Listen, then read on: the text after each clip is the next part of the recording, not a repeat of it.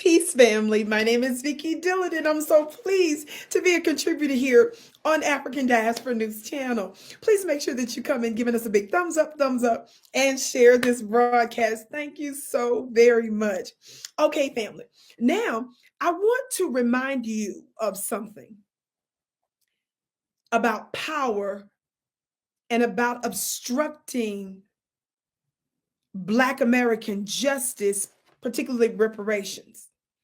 Now, some of you may or may not know this or remember this, but when your first Black president of the United States of America was in office for 2 terms, 8 years, dang near a decade, he did what most thought was impossible, and that was pass substantive legislation for the LGBTQ community. The world was so enamored with this unbelievable and unexpected success that Newsweek labeled him the first gay president. Did what nobody thought could be done.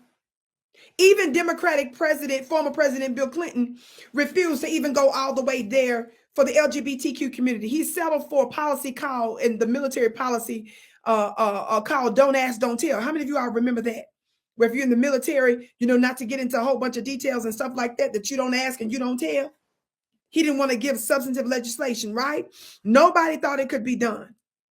But Obama got it done, your first Black president. But he was very hostile toward justice and reparations for Black Americans. And even when he was in Congress, he was able to push through during his first term, once again, another huge policy, insurance for most Americans, for as many Americans, for millions and millions of Americans as possible that qualify for this program. Because he took advantage of when the Democrats controlled both houses of Congress and he passed it. He used that little window to get through that legislation, but he didn't use that little window to get through legislation for the true founding fathers and mothers of this country, the builders of these United States of America, the creators of these United States of America, foundational Black Americans, right? Watch this. He did this interview for The Atlantic with author and scholar Ta-Nehisi Coates talking about reparations. He argued against us having reparations. In part, he says, as a general matter, my view would be that if you want to get at African American poverty, the income gap, wealth gap, achievement gap, the most important thing is to make sure that the society as a whole does right by people who are poor and are working class. Listen to the language.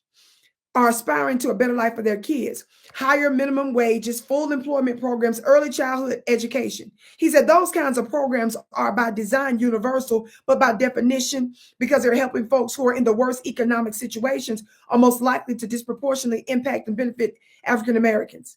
He said they also have the benefit of being sellable to a majority of the body politic. In other words, he's suggesting to do something for everybody and let Black folks get some crumbs by default. He goes further. He acknowledges his words, I'm quoting. He says, theoretically, you can make obviously a powerful argument that centuries of slavery, Jim Crow, discrimination are the primary cause for all those gaps.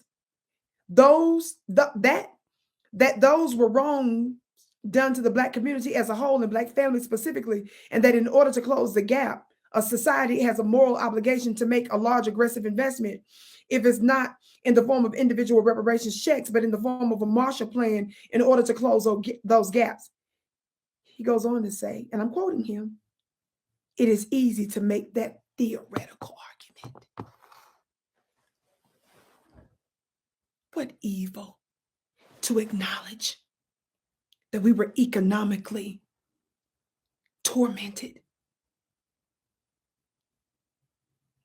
that we were stolen from, that our condition, past and present, is directly related to the hundreds of years of injustice against us.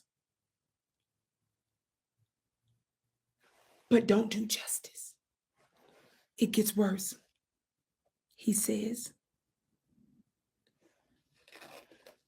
quote, your first Black president So how do Latinos feel if there's a big investment just in the African American community and they're looking around and saying, we're poor as well. What kind of help are we getting? Or Asian Americans who say, look, I'm a first generation immigrant, and clearly I didn't have anything to do with what's taking place.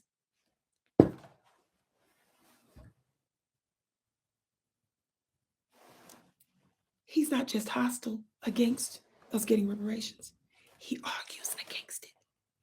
And your former president of the United States set the stage for the hostility that we're experiencing today. He didn't use that window of time with a full Democratic Congress to push reparations through, but he did it for other folk. And then when Congress flipped and he had a divided House where the Republicans were controlling part of Congress, even if it was difficult for him to get reparations through, he did not use his bully pulpit and he did not use the full weight of his Democratic government to do right by us. Under Joe Biden, a Democrat, under a Democratic Senate and House of Representatives, they didn't even go to the Republicans for any help for money. They simply redirected $50 million for Asian Americans, those that are part of the AAPI community in America, which is known as the Asian Pacific Islanders, who said they experienced some discrimination during the global plague. You know what I'm talking about, with the shots and stuff. They simply redirected money that already existed in the government to their communities, and they got legislation. Think about that. So now, recently, over the past several months or years, so he's come out, they say for the first time, saying he's for reparations. That's because we, the Black grassroots, that I've hashtag BGR, that I coined BGR, it's because of the pressure we're putting on everybody. We're going to continue it. They thought it was impossible to get legislation for the LGBTQ community. They said it was impossible to do all these other things for everybody else. I wish we would back up. We're just getting started. My name is Vicki Dillard. Thank you so much for tuning in to the Vicki Show right here on the African Diaspora News Channel. Be sure to share the broadcast, and I can't wait to read some of your comments below. Be sure to also subscribe to my new weekly live channel at vickydillard.tv. I can't wait to see you there.